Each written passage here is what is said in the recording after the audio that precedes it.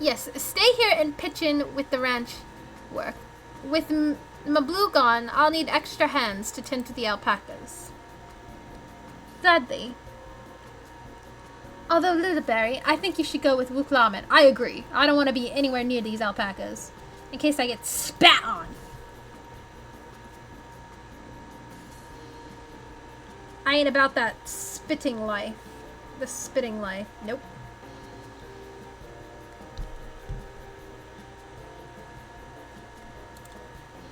You've seen markets and bazaars the world over, and surely have sage advice to share. No, I don't. I'm terrible with money.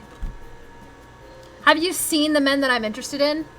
They're all royal rich princes that have all the money in the world and stuff to throw at, or they're Estinian. So, like, I'm terrible with money. In that case, you should also hold on to the alpaca wool. If it's misplaced or soiled in some way, you'll have nothing to bargain with.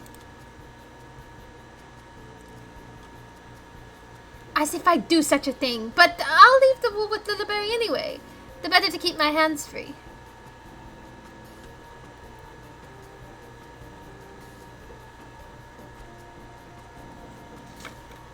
To bargain, I suggest we try trading the wool to Havli, the saddler. He won't agree to the deal, of course, but it'll give us an idea of how much he'll accept for his wares.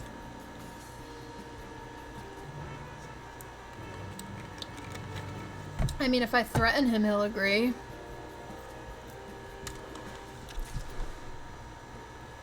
But I probably shouldn't do that.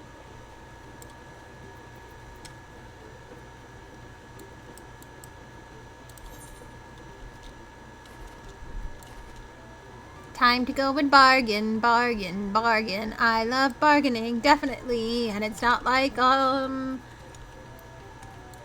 all of my bargaining influence I've ever seen are Estinian, and oh my god, he doesn't. He spends gil like crazy. Hello!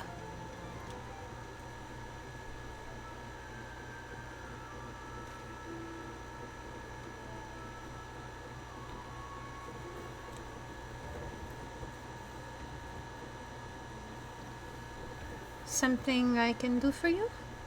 Yes! We've come to bargain. I need one of your special taming saddles to catch a wild alpaca. A saddle, is it? And how will you be paying for it? With a basket of fine alpaca wool.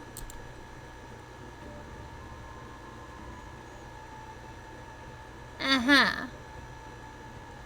What use does a saddle maker have for wool? Besides, this would barely cover the cost of a single strap buckle. Offer me something I actually want.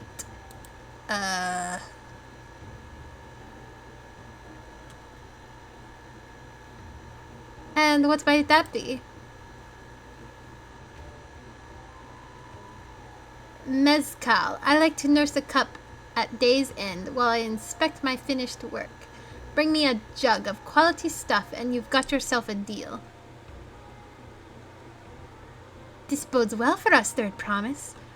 Such mezcal can be had for only 5 pel in the thousands column.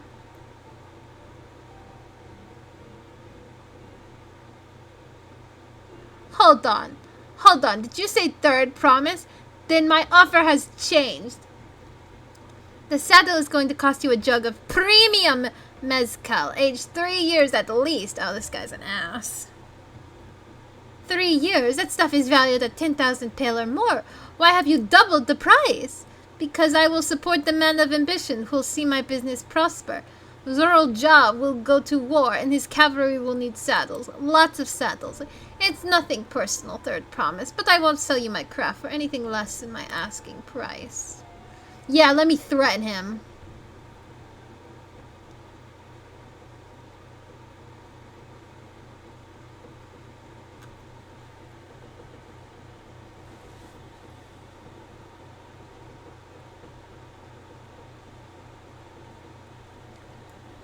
Can't say that I blame him.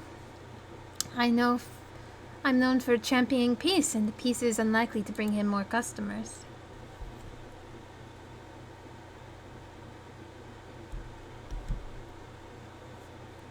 Those of our grandparents' generation remember the dark days when the clans were at war. Many of these Pelu pray for your victory, Wuglomet. The younger ones, though, to them, strife and bloodshed are as children's stories. They think themselves safe from these horrors and take the peace we now enjoy for granted. Still, others are unsatisfied with this quiet prosperity and crave the future the Second's promise envisions. They've become obsessed with innovations like the dirigibles that have made trade swift and easy. Then you have those like Havli, convinced that the first promised plans for conquest will afford them opportunities for great profit. But what about you, Mablu? Aren't you of the younger generation? At least a year or two younger than me, I'd say. Oh, I was raised on the old tales. I've memorized the accounts of what it was like when the Yokhul ruled our village. That's why I offered to help. I want you to become Dawn's servant. To keep our nation from going back to the way it was. Well then, I guess I better make sure I win the contest. But the type of mezcal the saddle maker wants is so very expensive. Weren't we expecting to need 10,000 pel from the outset? Nothing's changed. We just need to get on with it.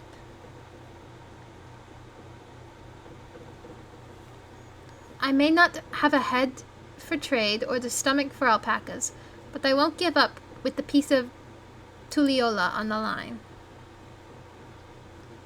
Then neither will I. We will make you Dawn's servant. Aiming for that 10,000 pel jug right away will only bring us failure and frustration. So let's first try exchanging the wool for anything even a touch more valuable. The trick is to find somebody who needs alpaca wool and is willing to trade at a loss to acquire it. Someone who supports your bid for the throne, for instance.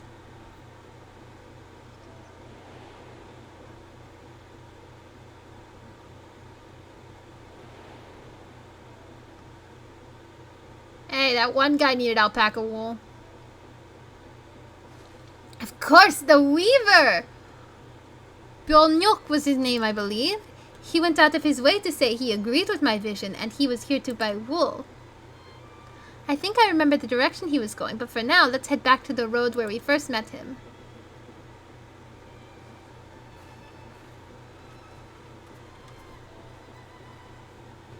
So, are the beaks actually attached to their face? Or is this like a hat? I can't really tell.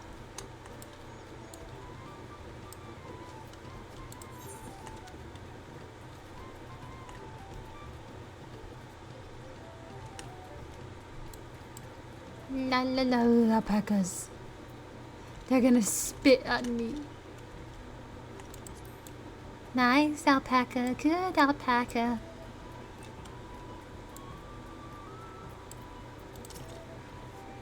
This is a spot. After Bolnuk talked to us, he walked off to the south. Then he was probably going to Ichkvo's Inn. Most visitors to Wachin Pelu end up staying there. Let's go and check, shall we? Sure, I don't know where that is.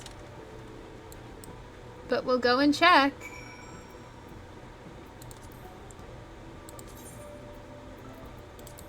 Let's ride the one that brings me pure sadness.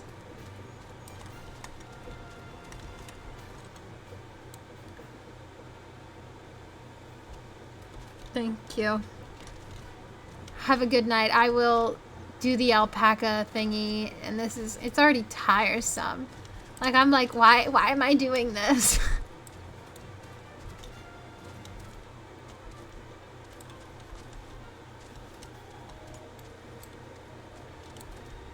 Hello, Wuklomet.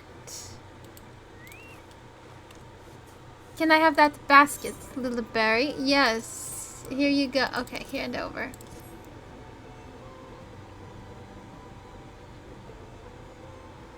Thanks. Now let's see if we can turn a profit. Oh, don't tell me I got a bargain. Bonyok, I'm glad we found you. Are you interested in making a trade? There's promise. You wish to do business with me? Might I ask what this is all about? Yeah, let me just explain this to you.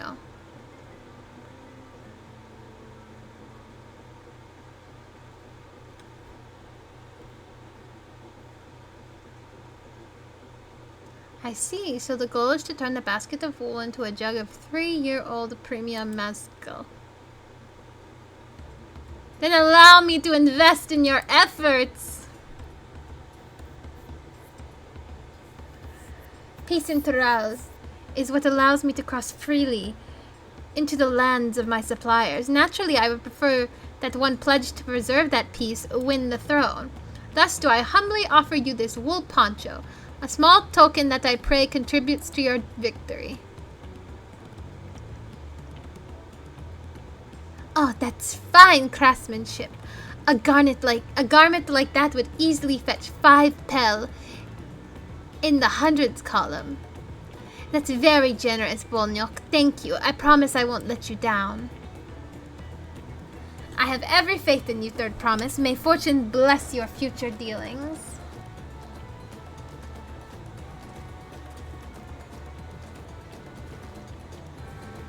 I can't believe it. You quintupled your investment with your first deal. We're off to a spectacular start.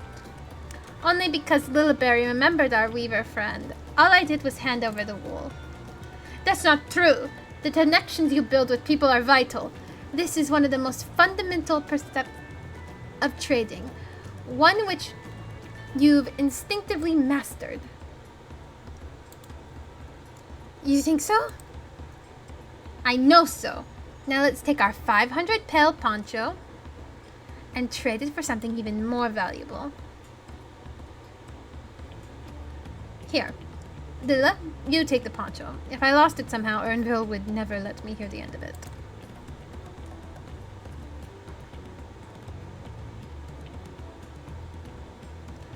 All set. Our next deal is waiting to be found.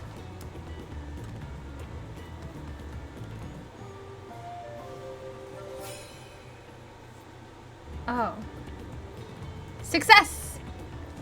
You traded a 100 pel basket of alpaca wool for a 500 pel wool poncho. Oh, lovely. How long is this gonna take?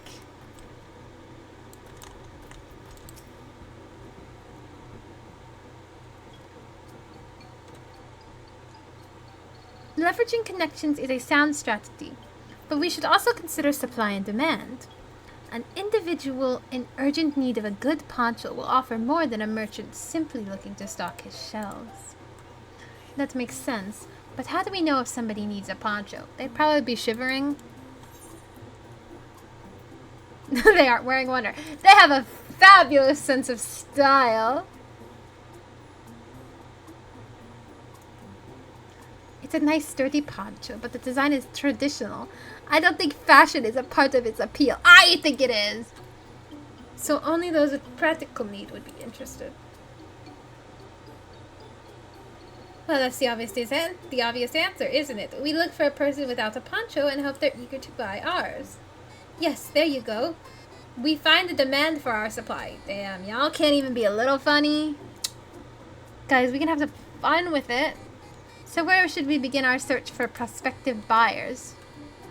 There are a number of places, but we could do worse than starting right here at the end. There might be interested travelers.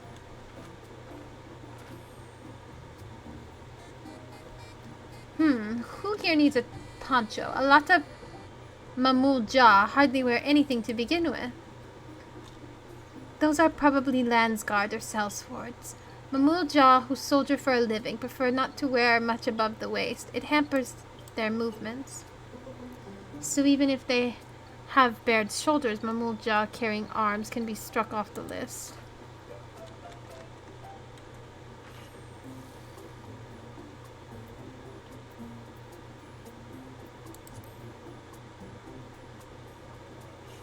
Let's see, no coat or cloak, but also has no weapon.